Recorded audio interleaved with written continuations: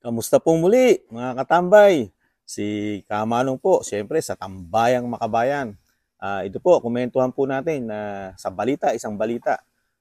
Ito po, nagpahayag po sa isang interview sa balita yung dating executive secretary po at napakatagal pong kasama ng Pangulong Marcos Jr. Magmula pa po noon na hindi pa siya Pangulo, siya po'y abogado na mga katambay ng ating Pangulong Marcos Jr.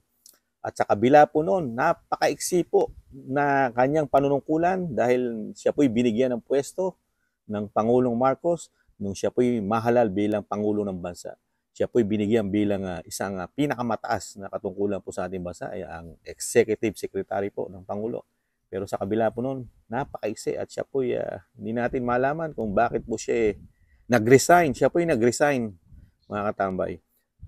Ito po, pakinggan po natin ang hamon ng dating sekretary po at kaibigan at abogado ng ating Pangulong Marcos Jr. na si Attorney Vic Rodriguez. Pakinggan po natin mga katambay at komentuhan po natin. Siyempre, bago po yon, nagpapasalamat po muli si Kamanong po sa nakakagusto po ng ating maliit na channel sa YouTube at TikTok, Tambayang Makabayan. Ito po mga katambay, umpisahan na natin. May hamon ang isa sa mga dating malapit na kaalyado ni Pangulong Bongbong Marcos sa pagkakaugnay nito sa issue ng paggamit ng illegal na droga. Si MJ Mondihar sa report. Lead by example. Yan ang hamon ni dating Executive Secretary Vic Rodriguez sa mga tagapamahalaan ngayon. Lalo na sa kanyang dating boss at kaibigan na si Pangulong Bongbong Marcos. Ang hamon, sumalang ang mga ito sa isang credible drug test. Sa katunayan, nauna na nagpa-drug test si Rodriguez kahit pa nasa pribadong sektor na siya para daw magkaalaman na. Simple lang naman, napakadaling tuldukan. Kung gusto mo, exclamation point fine, di ba? Tama. Undergo a credible drug examination. Tama. Nagugat ang challenge na ito matapos ilabas kamakailan ng political vlogger na si Maharlika ang kopya ng isang PIDEA pre-operations report kung saan itinuturong subject sa Marcos Jr. sa isang 2012 anti-drug operations. Naugnay sa Marcos Jr. sa umunoy paggamit ng cocaine. Mismong si dating Pangulong Rodrigo Duterte na nagsabi na mula noon hanggang ngayon ay bangag ang kasalukuyang presidente ng bansa. Pero ang PIDEA, sinabing peke ang nasabing report. Undergo a credible and acceptable drug examination. Kung mali kung sino, di mananahimik na yung mali. Di ba? Hindi pwede yung, peke yan, kasi di magpa-test ka. Samantala, nilinaw naman ni Rodriguez na hindi siya kasama ng personal ni Marcos Jr. noong magpa-drug test ito taong 2021 bilang kandidato sa eleksyon. Anya, inabot lamang sa kanya ang resulta ng drug test at iprinesinta sa mga ahensya ng gobyernong may kinalaman sa illegal na droga. Kine-question kasi ang 2021 drug test sa Marcos Jr. dahil sa bilis ng pagkuha ng resulta na umabot lamang umano ng 2 minuto. No, I was not with him when he subjected himself to the drug test. I have answered this many times in the past. Now, what I have is the result. Yes, the result was handed to me. And yes, I was his lawyer, I was his spokesperson, I was his chief of staff. So of course, I will have to defend him. At ngayong dinidemand ng taong bayan sa Marcos Jr. na muli magpa-drug test, hair follicle test naman ang panawagan dito ni Rodriguez. Tama. I agree. Sa buhok. Kasi pag nag-drug test na using yung test kit o yung urine, meron na naman magke-question, baka hindi mo iiyan, baka uminom ka ng, although walang scientific explanation, ito yung naikikwento ko lang, Admiral Carla, na baka uminom ka kasi ng mga isang galawang buko na wash out, etc. Para matapos yan, gamitin natin yung pinaka-scientifically reliable, which is yung follicle ng buhok. Doon sa mga nasa gobyerno. Para sa Diyos sa Pilipinas. Ayan po mga katambay.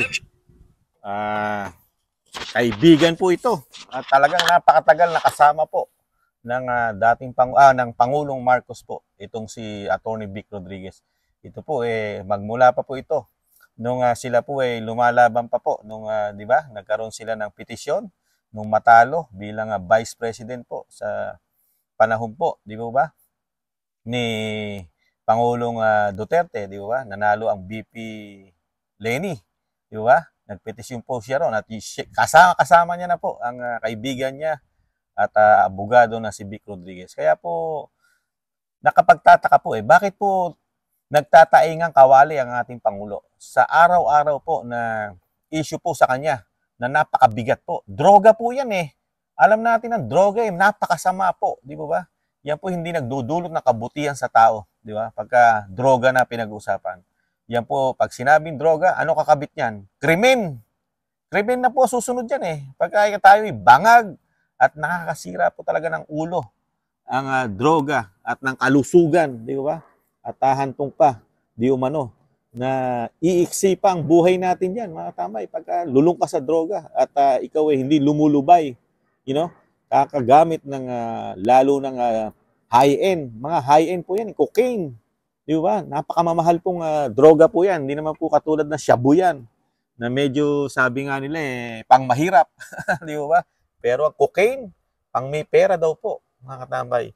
Yun po, nakita nyo po, para matapos na issue, mismo yung kaibigan niya na attorney before, di ba? Naging kaibigan niya na mahabang panahon, naging abogado, di ba? Mismo nga siya, di ba? Pinakita niya na siya po ay nagpa-drug test, at hindi urine ang ginamit niya. Tsak na hindi ihi, di ba? Ibang pamamaraan.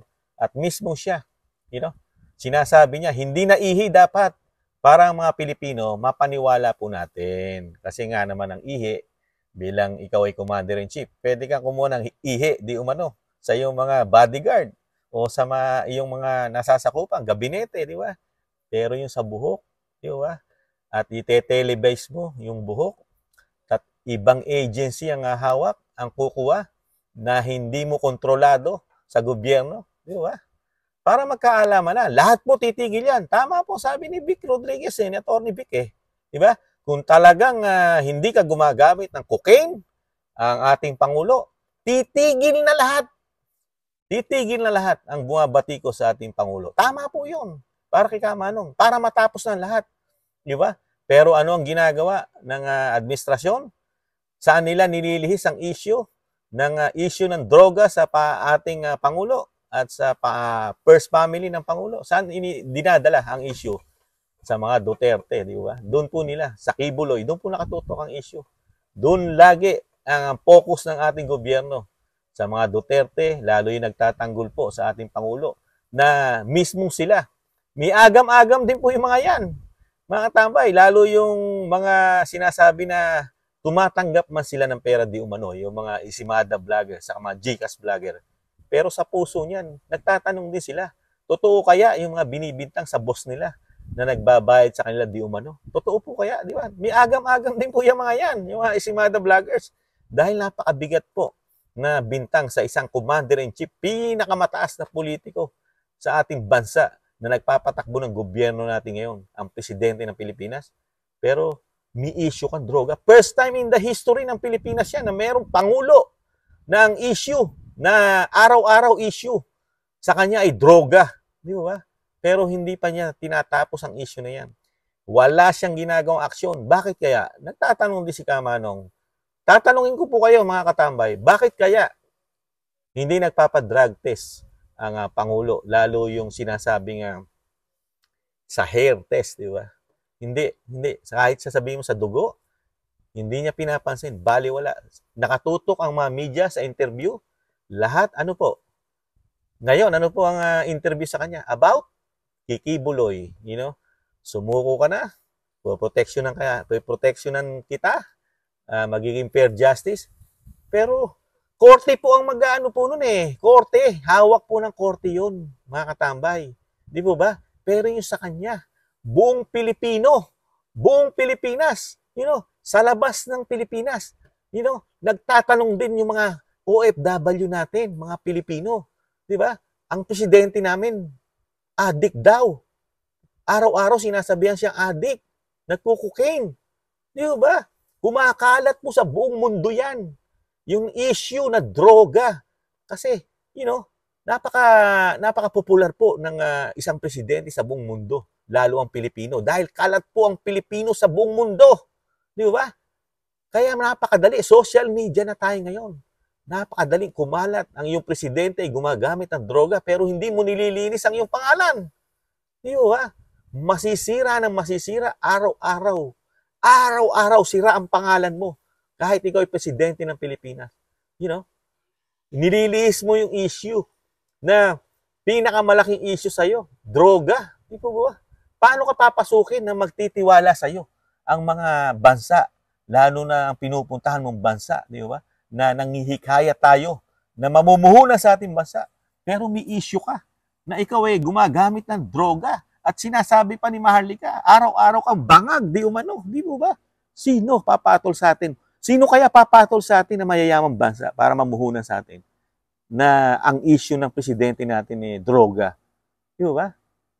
Sa tingin ni Kamanong, wala magtitiwalang bansa pagka ganyan na hindi mo kiniklaro, hindi mo kiniklear ang issue na pinakamabigat sa buong mundo. Yan po problema ng buong mundo na hindi masolusyonan, droga. Tapos diyan ka pa nakakabit, diyan ka pa kumabit na issue sa droga. Di po ba? Kaya nakakalungkot lang mga katambay. Ito po hindi siniseryoso po ng pamahalaan natin. Pati po ang media, hindi po nila pinupush na para matapos na ang issue ng pamahalaan, lalo ng Commander-in-Chief at ang pamilya sa droga, pati mismong media, lahat halos ngayon, walang oposisyon halos ang ating bansa. Wala nagpupus na, Mr. President, magmula sa iyo, ipakita mo sa buong mundo at sa buong Pilipino na ipakita mo na ikaw ay malinis at ang buong gabinete mo magpa-drug test din sa buhok. Di mo ba? O sa dugo. Di mo ba? Lahat para patunayan mo sa buong mundo, sa buong Pilipino, na ikaw ay malinis na presidente na pwede kang pagkatiwalaan ng mahigit 100 milyong Pilipino. Di mo ba? Pero magdadalawang taon na. Di ko mambibig ng pamahalaan. Kaya, pagka ganun po, di ba, yung mga Pilipino natin nag-iisip, pag hindi mo inaaksyonan, ibig sabihin, meron kang tinatago. May tinatago ka. Di mo ba? Ganun na mag-isip ang mga Pilipino eh. Pag hindi mo pinapatulan at hindi mo sinuseryoso, ikaw ay Pangulo ng Pilipinas at napakalaking issue ang droga. Alam naman natin ang droga ay napakalaking issue sa Pilipinas tapos ikaw gumagamit. Tapos hindi mo binabaliwala mo yung mga nagbibintang sa iyo di umano at patunayan mo sa mga Pilipino na hindi ka nga gumagamit. Meron pamamaraan na ngayon para mapatunayan, di ba? May pamamaraan eh. Pero nagtataingang kawali ang gobyerno natin. Kaya dire-diretso po ang kasiraan po niya. Dire-diretso po ang paninira.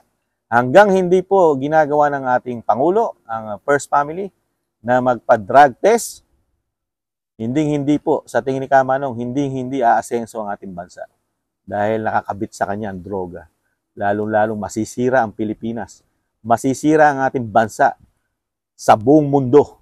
Dahil hindi niya sinusolusyonan ang malaking problema na issue mismo niya ng ating pamahalaan, lalo ang Commander-in-Chief sa droga. Buong mundo hindi magtitiwala sa atin dahil meron daw tayo di umano na presidente ng bangag. Di ba? Walang pupuntahan ng ating bansa. Wala. Sa tingin ni Kamanong, walang magtitiwala. Magninegosyo, sa tingin ko, nada. Meron man, maliit na porsyento lang mga katambay. Kayo po, ano masasabi niyo po sa hamon ng dating kaibigan, dating abogado, at dating Executive Secretary mga katambay? Ano po ang masasabi niyo dito sa hamon ni Attorney Vic Rodriguez mga katambay? Muli po, si Katambay Manong po, nag-iiwan po. Mahalin pa rin natin ating bansa. Ipaglaban natin. Pag hindi natin kaya ipaglaban, sapay pag-usap muna. Usap-usap muna. Hindi pa natin kayang makipagyera. At may darating ding pag-asa sa ating bayan. Makabangon tayong muli mga katambay. Tis-tis lang. Babangon tayong muli. Paalam. Bye-bye.